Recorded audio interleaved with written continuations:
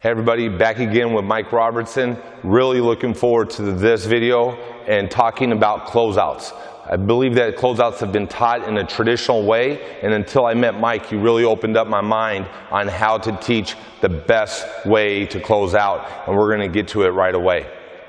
So Mike, when I was playing and even earlier in my coaching days, I would teach closeouts, obviously. It's such a key part of having an effective defense and being strong defensively. And so when I was playing, I was taught to sprint about 2/3 of the way, throw your hands up, really choppy steps, and take away the shot, be ready to guard the drive.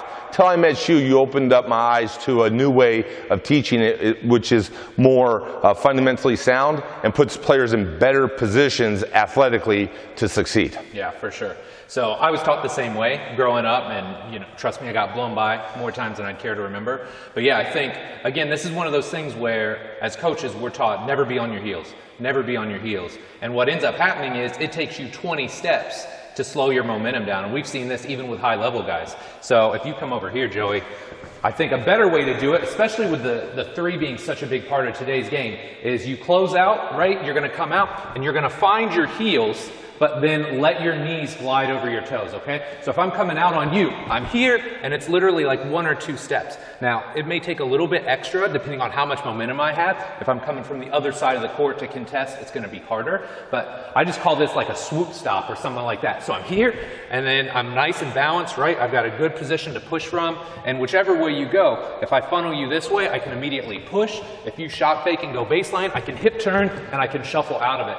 But it's all about finding the heels initially, letting the knees come over the toes so you're in a good balanced position, and then you can react to whatever the offense throws at you. So you said on the long closeouts, because really good offenses are designed to create these long closeouts, right? So could you kind of demonstrate maybe what it would look like if you needed would you need another step, or how would you close out if you're coming into a long closeout? If I'm coming in hard like this, I'm going to really exaggerate, like I'm going to come in with this like negative shin angle, right? So you can see I'm finding my heel and I'm still balancing. Now, it doesn't always look perfect, right? Like you and I have talked about this. Basketball is not a perfect game. So maybe you have to, reset your feet or kind of gather yourself. That's fine, because all of that is way more efficient than 20 steps on your toes to try and stop yourself. It just doesn't work like that.